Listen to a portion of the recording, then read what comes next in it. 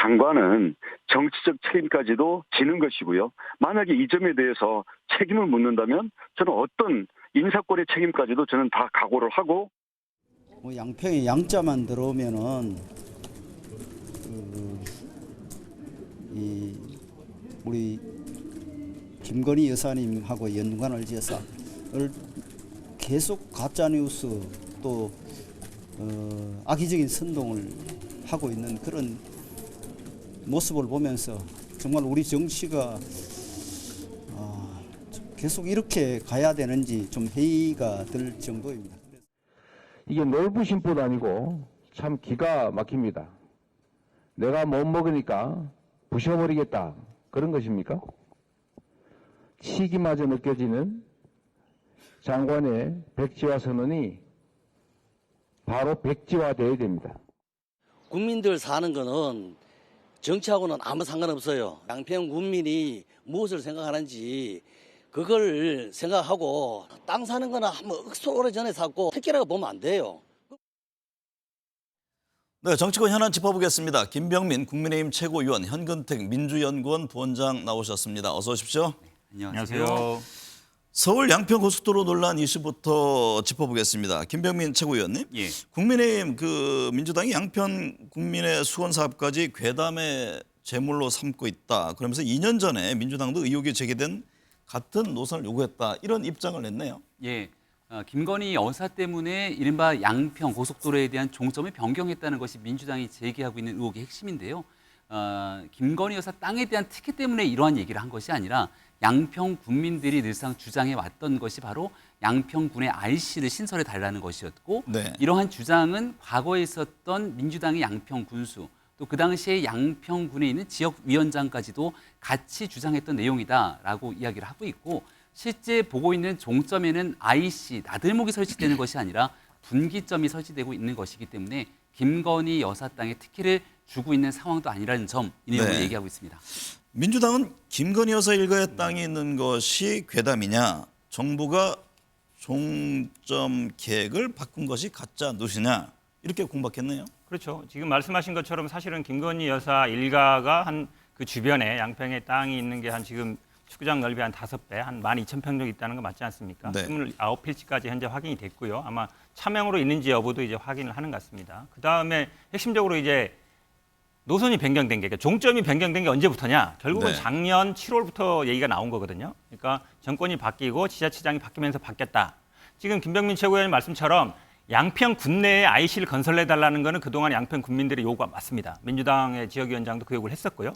근데 거기에는 이 노선을 지금 한마디로 얘기하면 지금 강상면 쪽으로 변경하는 걸 전제로 한 건 아니었어요. 네. 그러니까 지금 강화와 어찌 보면 그 남종면 사이쯤에 걸치는 쯤에 이제 설치하면 된다. 이게 이제 민주당의 요구였고, 근데 마치 이거를 지금 IC를 만들어달라는 요구를 노선을 변경해달라, 특히 이제 종점을 변경해달라, 이렇게 연결시키고 있는 거거든요. 제가 보기에는 그건 전형적인 어찌 보면 틀기다, 논리를 틀기다, 이렇게 보고 있습니다. 정부의 백지화 선언으로 지역 주민들의 반발이 거센데 지금 먼저 진실 공방으로 치닫고 있는 그런 모습이잖아요. 핵심은 고속도로 노선 변경을 누가 먼저 요구했는지, 뭐 이 점을 규명하면 이해가 빠를 것 같은데, 네. 이 점은 어떻게 보세요? 제일 중요한 것은 예비 타당성 조사를 통해서 일단 결정된 노선이 있다는 겁니다. 네. 주민들 입장에서는 이 노선보다 훨씬 더 나은 대안의 노선들을 요구하고 있고, 여기 IC 설치까지 추가로 요구하고 있기 때문에 예타가 처리 통과됐더라도 이후에 환경 영향 평가 등을 거치면서 노선 변경이 자연스럽게 이루어질 수 있는 일이죠. 네. 여기에 대한 국토부는 최종적으로 확정한 것이 아니라 주민들의 의견을 받아서 A안, B안 등에 대한 논의를 하고 있었던 상황입니다. 네. 그런데 여기에 대한 논의 과정 속에 김건희 여사의 특혜를 주고 있기 때문에 이런 일들을 잘못하고 있다고 주장을 하니까 결과적으로 예타 처리 통과되는 원안대로 가라는 거거든요. 네. 근데 원안대로 주장해서 그대로 가게 되면 주민들이 원하는 안이 아니게 되고, 네. 다른 노선들을 다시금 신설하기 위한 계획들을 변경을 하게 되면 김건희 여사의 특혜를 주기 위한 윤석열 정부의 꼼수다, 이런 주장이 나오기 때문에 네. 이 모든 것들을 일단 잠정 중단하자라고 원희룡 국토부 장관을 비롯한 현재 정부가 그 같은 고육지책을 내놓을 수밖에 없었던 원장으로 상황이 아니겠습니까? 잠정단을 넘어서 백지화까지 초창기 때는 백지화를 네. 얘기했습니다. 방금 전 김병민 최고위원은 이건 최종안이 아니었다. 그리고 원안대로 했을 경우에는 주민들의 지금 견해와 다른 결과로 이어질 수 있다. 이 점을 지적했는데 그 부분에 대해서는 어떤 입장이세요? 말이 안 맞죠. 제가 이거 갖고 온 게요. 지금 올해 2023년 5월에 나온 전략 환경 영향 평가 보고서거든요. 여기에 보면 명시적으로 종점을 딱 막아놨습니다. 네. 당상면 종점이라고 조금 딱 돼 들고 있어요. 있어야지만 예, 볼 수 있을 이렇게 것 돼 같은데. 있어요. 여기 표시를 해놨는데 만약에 말씀하신 것처럼 최종적으로 확정된 게 아니면 이렇게 명시적으로 딱 종점을 명시하고 이거를 뭐 전략 환경 영향 평가를 할 리가 없거든요. 왜냐하면 이게 바로 이제 사업 기간이 보면 2020년부터 2030년까지입니다. 네. 사업 기간이 이미 시작된 거예요. 그럼 바로 착공이 들어가야 되는 거거든요. 근데 확정되지도 않은 걸 어떻게 공사를 시작하겠습니까? 말이 안 되는 것이고. 네. 그다음에 사실은 이거를 자꾸 그 IC 설치 요구해 달라는 거를 종점 변경해 달라는 요구로 지금 약간 변경하고 있어요. 양천 국민들은 계속 IC 설치해 달라고 했습니다. 근데 IC 설치하는 거를 넣었을 때는 그동안에 예타 통과가 안 됐어요. 예타가 안 나왔기 때문에 그걸 안 넣은 거거든요. 그래서 어떻게까지 갔었냐면 양평군에서는 그러면 일단 도로 놓고 그 IC 만드는 건 우리 돈으로 만들겠다. 네. 40매덕을 해서 만들겠다. 이렇게 얘기까지 나왔던 겁니다. 지금 전직 정동균 군수 얘기도 보면 우리가 IC 설치 요구했다는 건 맞다. 하지만 우리가 종점 변경을 해달라는 건 아니다. 기존 네. 노선에서 양평 군내에 IC를 설치하는 게 우리의 요구했다. 이렇게 얘기하고 있습니다. 근데 마치 그거를 지금 종점을 변경해달라고 요구한 것처럼 이렇게 논리를 바꾸고 있는 거죠. 지금. 근데 이렇게 사업이 중단되는 건 정부 여당으로서도 부담이 될 텐데요. 뭐 이철규 국민의힘 사무총장은 민주당의 그 사과를 전제로 정부에 재추진을 건의하겠다 이렇게 밝힌 바가 있는데요. 방금 전에 대통령실에서는 그런 입장이 나왔어요. 기본적으로 이 문제는 국토부에서 알아야 하는 문제다. 뭐 이제 정치적 논란에 선을 긋는 그런 모습인데 향후 재추진 가능성을 열어놓고 있는 건가요? 주민들의 뜻을 따라서 주민들에게 혜택이 되고 또 양평 군민들만을 원하는 것이 아니라 전체적인 수도권에 있는 그렇죠. 하남시도 그렇고. 그럼요. 예, 전체적인 주민들과 국민들에게 도움이 되게 추진이 돼야 될 겁니다. 원희룡 장관은 이 문제에 대한 정치적 논란이 워낙 커지다 보니까 강력하게 한번 선을 긋고 넘어갔던 것인데 네. 이후에 당에서도 마찬가지고 이 문제를 정치적이 아닌 실제 정책적인 문제로 풀어가기 위한 노력들이 순차적으로 진행이 된다 얘기를 하고 있는 것이죠. 네. 종점 변경 때문에 김건희 여사 당에 특혜를 줬다고 하지만 지역에 있는 주변의 부동산 관련된 사람들의 얘기를 종합해 보면 이게 분기점이 설치되는 과정이기 때문에 오히려 미세먼지라든지 이 비산먼지 등에 대한 해가 갔으면 갔지 이것으로 자산에 특혜가 있지 않다 주장하고 있거든요. 네. 하지만 그 문제만을 가지고 김건희 여사 얘기를 끊임없이 끌고 들어가는 순간 국민들이 원하고 또 요구하고 있는 내용들에 대한 새로운 안으로 변경될 수 있는 가능성은 없기 때문에 민주당이 정치적으로 접근하지 않는다면 이걸 다시 한번 제대로 논의할 수 있다라고 원희룡 장관이 이야기한 것으로 보입니다. 근데 지금 민주당 사과를 전제로 한다고 했잖아요. 예. 민주당에서는 무슨 소리냐 지금 국민의힘이 사과를 해야지 이게 사과가 사실은 이루어지기가 쉽지 않은데 과연 그랬을 경우에 어떻게 풀어나갈지 이 점에 대한 질문이었는데 자 그러면 네. 민주당 입장 먼저 들어보고 좀 질문을 이어가겠습니다. 대통령실은 이 문제 기본적으로 국토부에서 알아야 한다 이런 입장 내놨습니다. 뭐 정쟁에 개입하지 않겠다 이런 의지로도 보이는데 원장관의 백자 선언이 어떤 대통령실과 사전 경합이 있었다고 보세요? 저는 있었다고 봅니다. 이게 아시겠지만 15년 동안 양평 주민들의 수건 사업이었고요. 확정된 건 2017년 도속도로 종합계획에 들어가면서 확정된 겁니다. 21년 4월에 예타가 통과됐기 때문에 사실은 뭐 대통령 공약이 아니라 하더라도 추진되는 건데 뭐 지역의 정치인이든 대통령 후보로 나온 사람들은 다 공약으로 내세웠던 겁니다. 그걸 장관이 하루아침에 백지화한다? 장관이 그런 권한이 있을까요? 이 백지화하는 데도 절차가 있습니다. 과정을 거쳐야 되는데 그냥 거기 참여했던 이 국민의힘 여당 의원들조차 몰랐다는 거 아닙니까? 그럼 말이 안 되는 것이고 저는 뭐 기본적으로 아마 고감을 했을 걸로 보는데 지금 원희룡 장관은 뭐 방송이나 여기 나와서 나 혼자 결정했다 이렇게 얘기하고 있는 거거든요. 네. 어찌 보면 약간 이제 논란을 차단시키겠다, 내가 총대를 매겠다 이렇게 얘기하는 것 같은데 지금 이제 국민의힘이나 지금 저 대통령실 입장을 바꾼 거는 백지화하면 말이 안 되거든요. 이게 어찌 보면 국책 사업이고 1조 7천억까지 들어가는 사업이고 아까 말씀처럼 2020년부터 2030년까지 진행되는 사업인데 현재 어찌 보면 진행되는 사업입니다. 이걸 갑자기 백지화한다?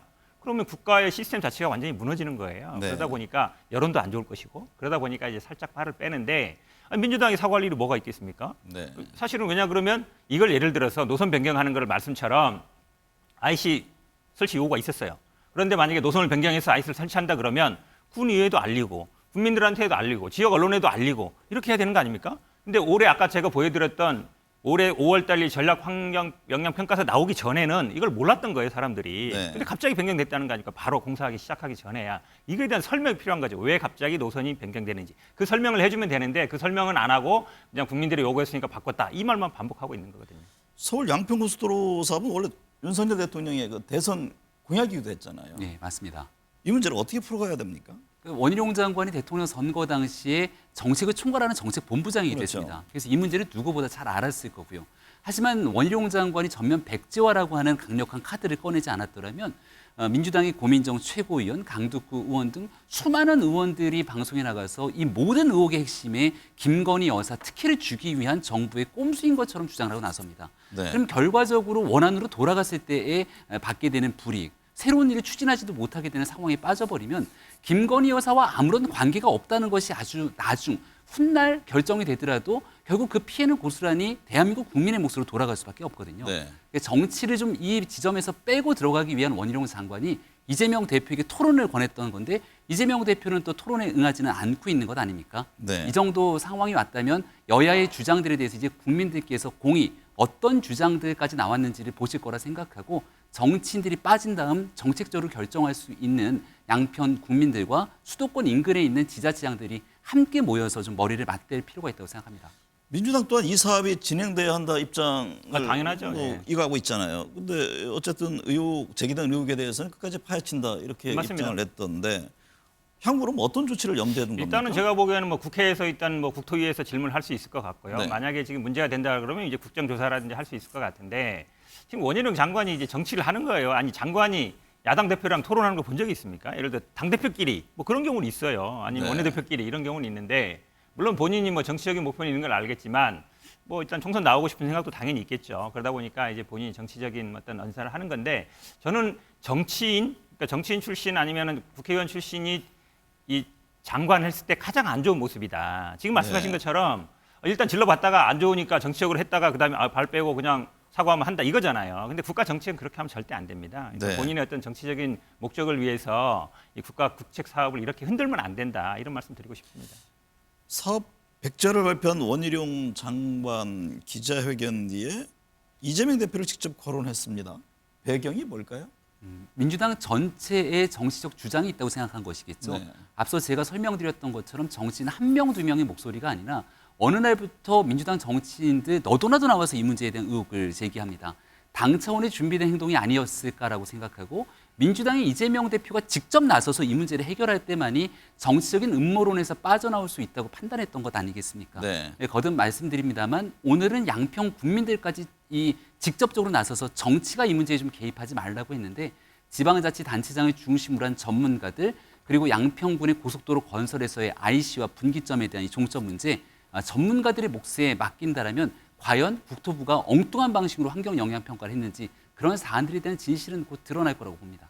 민주당 일각에서는 원희룡 장관이 총선을 앞두고 정치권으로 돌아가기 위한 승부수를 던졌다 이런 분석을 하던데 동의하십니까? 동의합니다. 왜 그러냐면 사실은 장관은 백지화를 딱 얘기했어요. 근데 그 다음날 그럼 예를 들어서 여당이나 대통령실에서 백지화한다. 이랬으면 사실은 장관하고 이게 잘 되나 보다 했는데 네. 지금 굴러가는 모양새는 장관은 백지화한다고 했는데 여당과 대통령실은 중단이다. 아니 중지다. 그러니까 여지를 남겨놓고 있는 거거든요. 그럼 좀 안 맞잖아요. 그럼 제가 보기에 이 국면에서는 원희룡 장관이 책임지고 사퇴할 수도 있어요. 근데 이제나 저전에 아마 원희룡 장관은 빨리 지금 어쨌든 지역을 안정해졌으니까 어딘가를 이제 가고 싶은 생각이 있을 텐데 명분이 되죠. 근데 네. 또 대통령실이나 김건희 여사 쪽에서 보기에는 본인 혼자 이제 다 책임지고 가는 모습이잖아요. 그러면 보기에도 원희룡 장관 좀 뭔가 한 건 해줬네 이런 생각을 할 거란 말이죠. 네. 그러면 제가 보기에는 원희룡 장관 입장에서는 나쁠 게 없는 카드죠. 원전 오염수 방류 얘기 이어가 보겠습니다. 정부가 일본 오염수 방류 안전성에 대해 자체적으로 검증한 내용을 발표를 했습니다. 결론은 일본 측 계획이 제대로 지켜진다면 오염수 처리는 국제 안전 기준에 부합한다였는데 다만 일본의 오염수 방류에 대한 찬반 여부를 묻는 질문에는 유보적인 입장을 냈습니다. 어떤 배경으로 보세요? 일단 IAEA의 보고서가 나왔고 우리 네. 정부도 과학적인 기준에 따라 검증을 했기 때문에 그 국제적인 기준에 부합하고 있는 객관적인 사실을 이야기할 필요가 있었을 겁니다. 하지만 여기에도 단서를 달았던 것은 일본 측 계획이 계획대로 지켜준다면 네, 이라는 단서가 계획대로. 다르거든요. 네. IAEA도 마찬가지로 만약에 방류를 하더라도 30년 기간 동안 일본 내에 상주하면서 관련된 내용들이 지켜지는지를 꾸준하게 검증하겠다고 걱정과 불안을 갖고 있는 세계 시민들을 위한 이야기를 하게 됩니다. 하지만 여기에 대해서 우리 정부가 먼저 나서서 일본 정부의 방류를 찬성한다, 반대한다 얘기를 하는 순간 또다시 국내에서 일본 편을 드냐 마냐에 대한 논란이 불거질 수 있기 때문에 네. 과학적인 근거를 발표하고 그 다음 국민들의 걱정과 불안에 대한 안심의 영역으로 바꾸게 되는 행동들까지도 차분하게 뒤이어져서 나가지 않을까 생각합니다.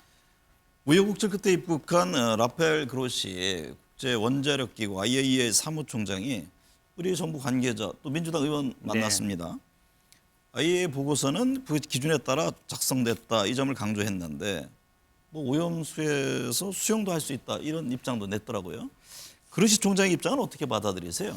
아니, 저는 이 전문가들이라는 분이 와가지고 자꾸 뭐 마셔도 된다, 뭐 수영할 수 있다. 아니 그러면 당장 이 얘기 나오잖아요. 아니 그럼 일본 수영장에 다 공급하세요. 왜 바다에 버리세요? 이 얘기 당장 안 나오겠습니까?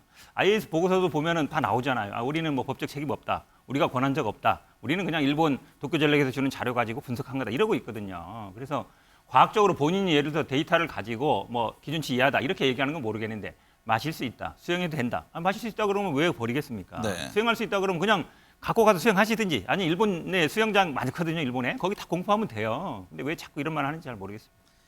이런 가운데 미국 백악관은 한국 정부의 성명과 반응은 건설적이다 이런 평가를 했는데요. 미국이 이렇게 오염수 방류 명분에 힘을 실어주는 배경은 뭘까요? 오염수 방류 이전에 IAEA의 보고서에 힘을 실었다라고 보는 게 저는 정확할 것 같다는 네. 생각이 드는데요. 미국 입장에서는 대한민국보다 만약 오염수가 방류되게 되면 직접적인 영향을 미치게 되는 국가일 겁니다. 하지만 과거에 있었던 2011년도 동일본 대지진 이후로 수차례 걸려서 그 오염수가 정화되거나 정지되지 않은 채로 흘러갔고 여기에 대한 과학적인 검증들을 다 해왔을 겁니다. 그리고 거기에 대한 검증 결과 이 미국 내 해역에 미치는 영향들에 대한 평가가 있었을 것이고요.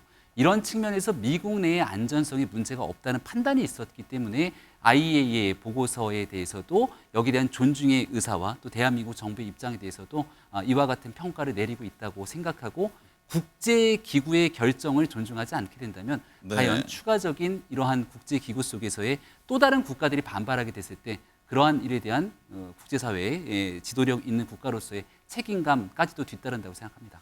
민주당 밤샘 네네. 농성했잖아요. 오늘 국회에서는 앞서 말씀하신 대로 IAEA 사무총장 만났고 내일은 일본 도쿄로 출국해서 네네. 총리 관저 앞 시위를 벌일 계획이라면서요. 지금 이제 대한민국 정부가 사실상 지금 말씀처럼 뭐 사실상 반대를 하거나 찬성을 하지 않았다고는 하지만 그거는 제가 보기에는 뭐 그래도 찬성보다 낫다라고 봅니다. 왜 그러냐면 WTO 제소를 염두에 안 둘 수 없는데 예전에 우리가 1차에서 치고 2차에서 이겼던 이유는 주변에 오염됐다. 그러니까 거기 나오는 수산물 오염됐다. 이게 논리였거든요. 근데 만약에 방류하는 게 문제 없다 그러면 WTO에서 갔을 때 패소할 거다. 대부분 전문가들 그렇게 얘기하고 있기 때문에 정부 입장에서는 당연히 어떤 찬성 입장을 안 밝히는 게 좋다고 보는데요. 근데 지금 말은 그렇게 하고 있지만 사실상 거의 일본을 대변하고 있습니다. 일일 브리핑하면서도 거의 일본 입장을 대변하고 있고요. 근데 국민들의 압도적 다수는 반대하고 있거든요. 그럼 이제 대한민국 국민들이 이걸 반대하고 있다는 걸 어느 정도 보여줄 필요가 있고 사실상 뭐 일본이 하겠다 그러는데 막을 방법은 없습니다. 물리적으로 뭐 사실은 이건 뭐 IAEA 기준에 의하지 않더라도 일본도 명분 쌓기 하는 거지 그냥 방류하면 되는 거거든요. 그러면 일본 국민들한테 대한민국은 이렇게 반대하고 있습니다. 대한민국 이런 반대 목소리도 있습니다. 보여줄 필요가 있다고 보고 있습니다. 국민의힘은 그로시 사무총장 입국 당시에 국제적 망신을 자초했다면서 그로시의 말을 새겨들으라 이런 충고를 했습니다. 일단 정의당을 비롯해서 일부 정치인들이 또 이 현장 속에서 강력한 반대를 하는 모습들까지 나왔는데요. 네. 이게 있는 그대로 이제 국제사회 속에 비춰졌을 것 아니겠습니까? 야당과도 만나겠다고 이야기를 했고 또 오늘 이 그로시 총장과 민주당과의 만남이라든지 할 수 있는 합법적이고 객관적인 질서 있는 얘기들이 가능할 텐데 이런 입국을 아예 들어오지 못하도록 하게 되는 행동 자체가 국제적인 망신을 초래한 것이 아닌가 논리적인 접근을 도외시하고 선전선동에 대한 그림만 보여준 것이 아닌가 싶어서 매우 안타깝습니다. 네, 주제 바꿔보겠습니다. 김병민 최고위원님, 예. 총선을 앞두고 정치권에 계속 지금 신당 얘기가 들립니다. 최경환 전 경제부총리 또 이준석 전 국민의힘 대표 만나서 보수 연합의 필요성을 주장했는데 범보수 신당의 가능성이 있습니까? 매년 총선 때가 되면 기존에 있는 정당 질서들이 있고 이 질서에서 다소 비껴나 있는 사람들의 연합 혹은 정당에 대한 정계 개편 이런 시나리오들은 늘 나오기 마련인 것 같습니다. 여기에 결정적으로 중요한 영향을 미치는 건 기존의 이 힘을 갖고 있는 정당이 얼만큼 국민의 민심을 따라서 제대로 된 역할을 보여줄 수 있는지에 대한 여부에 달려 있다고 보는데요. 네. 현재 국민의힘이 그 길을 잘 가고 있고 총선에 맞춰서 국민의힘이 윤석열 정부와 함께 집권당의 실력 있는 모습을 보여주게 된다면 부차적으로 나오는 이야기들은 하나의 가십성 뉴스에 불과할 것이라고 생각합니다. 최경환 전 의원, 우병우 전 수석 등 뭐 이른바 대구 경북에서 이른바 친박계 움직임도 눈여겨봐야 할 대목인데요. 국민의힘은 어떻게 지켜보고 있습니까?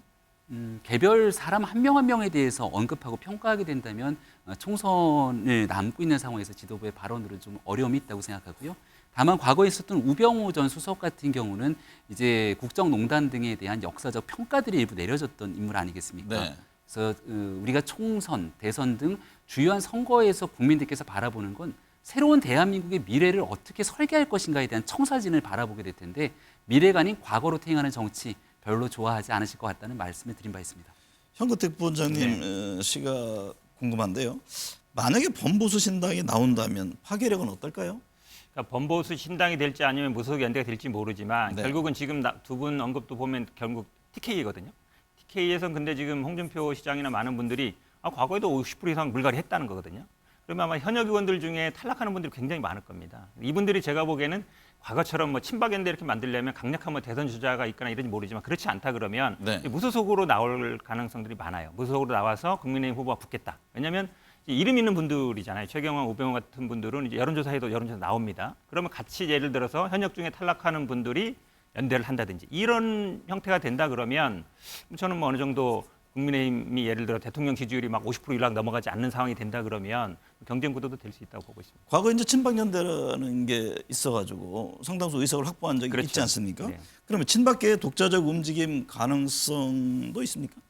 결국은 그게 아마 말씀드린 것처럼 네. 최경환 의원이나 뭐 우병우 전 수석 같은 경우에는 뭐 친박계를 대표하겠죠. 근데 지금 있는 국민의힘 TK 현역 의원들이 아마 친박계와 결을 같이 하는 건 아닌 것 같습니다. 그렇기 때문에 그래도 어쨌든 친박 연대 같은 모습으로 뭐 친박의 어떤 연합군이라기보다는 반윤, 비윤 연대 이렇게 될 가능성이 높지 않나 보고 있습니다. 박근혜 전 대통령은 어떤 선택을 할까요? 지난날 유영하 변호사가 선거에 나왔을 때 후원회장을 했던 기억이 납니다. 뭔가 대단한 영향력이 있을 거라고 얘기를 했지만 박근혜 전 대통령에 대한 역사적 평가를 조금 달리하고 또 과거에 있었던 고초 때문에 안타까운 마음을 갖고 있는 사람들의 생각과 정치적으로서 박근혜 전 대통령이 주장하는 메시지에 대해서 적극적인 지지를 하게 되는 건 다른 영역일 거거든요. 네. 결국 거기에 대한 결과는 지난날 이 박 전 대통령의 지지를 받았던 유영하 변호사의 선거 결과를 통해서 일정 부분 확인이 된 바가 있지 않나 싶고요. 전직 대통령으로서 과거에 있었던 공과 과가 있을 텐데 여기에 너무 박한 평가를 받았던 긍정적인 면은 무엇인지에 대해서 다시금 되짚어 볼 수 있는 그런 분위기를 마련하는 게 선거에 영향력을 행사하는 일보다 더 중요하다고 생각합니다. 야권에서는 추미애 전 법무부 장관, 조국 전 장관이 손을 잡고 뭐 야당 강성 지지층을 모아서 신당을 창당할 것이다 이런 얘기가 나왔는데 실현 가능성 어떻게 보세요? 저는 뭐 추미애 장관이 신당 만들 가능성은 제로다라고 네. 봅니다. 왜냐하면 뭐 당대표도 하셨고 5선 하셨고 장관까지 하셨는데 이분이 탈당한 적이 한 번도 없어요. 그걸 본인의 정치적인 굉장히 큰 자산으로 생각하시는 분입니다. 그러니까 뭐 신당 만들 가능성은 없는데 이 조국 전 장관 같은 경우는 제가 보기에는 뭐 당을 만드느냐 마느냐 문제가 아니라 정치를 할 것이냐 말 것이냐 다 알다시피 1심에서 선고 받았고 2심 재판 중이거든요. 네. 이게 아마 변수가 되기 때문에 제가 보기에는 아마 정치를 할 거냐 말 거냐 결정하는 게 우선이 아닌가 이렇게 보고 있습니다. 추미애 전 장관 신당에 대해서 여당에서는 파괴력 없을 것이다 이런 논평이 나왔는데 야권의 신당 움직임은 어떻게 보세요? 추미애 전 장관 신당 만들지 않을 거라는 의견에는 전적으로 동의하고요. 네. 하지만 총선에 출마할 가능성은 매우 높다고 생각을 합니다. 네. 결국 민주당 내에서 추미애 전 장관 같은 인사가 경선하겠다라고 해서 강성 지지층을 기반으로 최근에는 이재명 대표의 목소리와 결을 같이 하고 있는 것처럼 보이는데 그럼 경선에서 최종적인 승자가 되게 된다면 민주당 입장에서는 추 전 장관은 어찌할 도리가 없는 것 아닙니까? 네. 경선의 기회를 아예 안 줄 수도 없는 노릇이고요.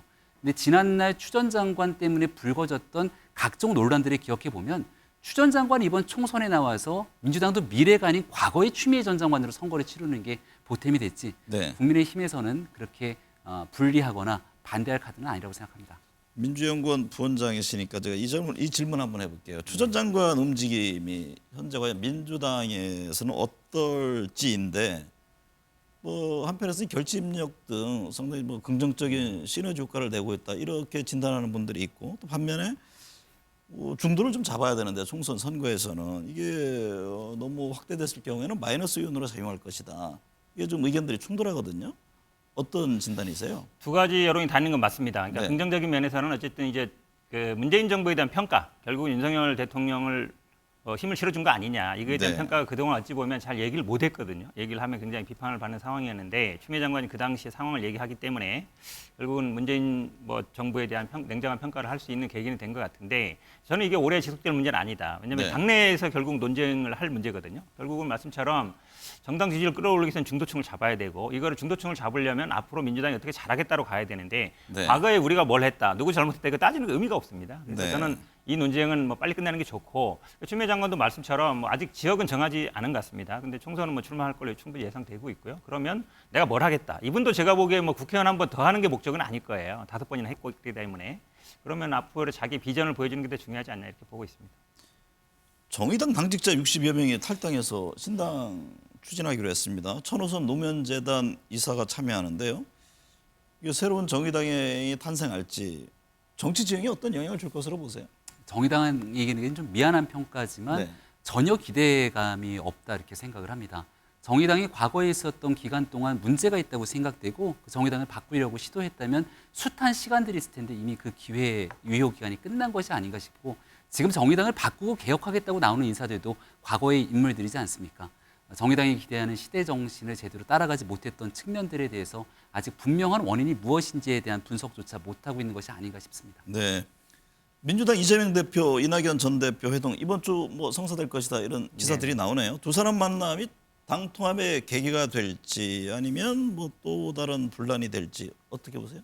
원래 이렇게 딱 어쨌든 뭐 개파라긴 그렇지만 지난번에 이제 대선 때 경쟁했던 분들이고 이런 분들이 만나면 그래도 언론에서 집중하고 거기서 막 이렇게 과거를 따지진 않습니다. 덕담 네. 주고받고 고생하셨습니다. 뭐 잘해보겠습니다 하기 때문에 제가 보기에는 뭐 통합이 당연히 계기가 될 걸로 보고요. 네. 그다음에 뭐 원래 이게 늦어졌다는 얘기도 있지만 원래 이낙연 총리가 들어올 때부터 그렇게 얘기했습니다. 전직 대통령이라든지 5.18이라든지 아니면 지역에 먼저 갔다 오겠다. 그다음에 네. 만나겠다는 거라서 제가 보기에 뭐 수순이다 이렇게 보고 있습니다. 네. 오늘 두 분 분석 감사합니다.